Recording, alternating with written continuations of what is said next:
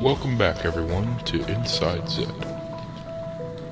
In this season we will cover every weapon and piece of equipment available in Black Ops 2 Zombie Mode.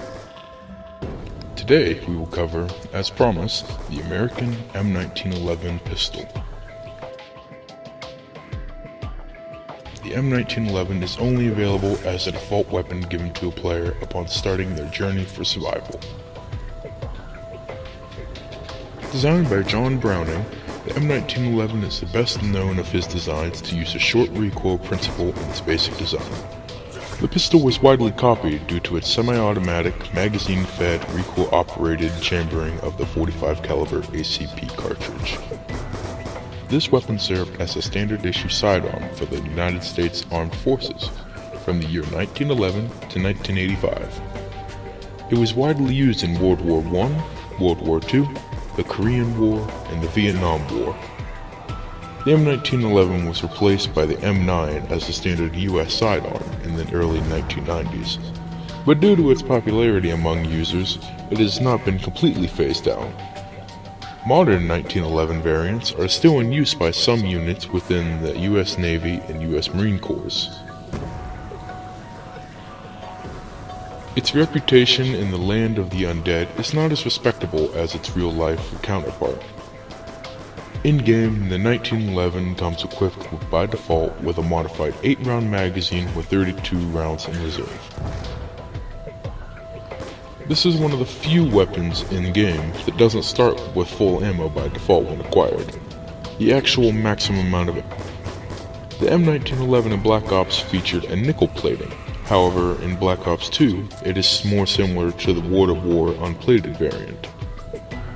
The recoil has also slightly changed since its predecessor. The recoil now kicks slightly to the right instead of straight up. The M1911's damage figures have also remained consistent, dealing 20 damage per shot with no damage drop-off, similar to sniper rifles. The body multipliers have also remained consistent from its predecessor, with a 3.5 multiplier on the head and neck, and a 0.9 multiplier on the limbs. The odd limb multiplier actually makes each shot weaker, taking it down to 18 damage per shot. This means that shooting the limbs in the early rounds will give you more points, especially if you line up a few zombies and shoot through them all. The following make the M1911 a good point builder, but it's not very effective. Now if you pack a punch the M1911, you will, again, receive the Mustang and Sally. The weapon is now dual-wielded and fires highly lethal explosive grenade. Ammo has been reduced from 8 shots per clip to 6 shots per clip. The total ammo is now also reduced from 88 to 62. This makes longevity somewhat of an issue, so make your shots count. Each of these shots, when fired, explodes upon impact, and with no safe arming distance, the grenades can damage and even kill you as well. Each explosion deals 1,050 damage with a radius of 5 meters. With the removal of PhD Flopper, Juggernog is now an essential purpose via the possible splash damage. And as with every weapon, Speed Cola is useful to shorten the reload time. Overall, the Mustang and Sally still remains a fun weapon to use, but now, with the removal of Flopper, it's just a little less practical.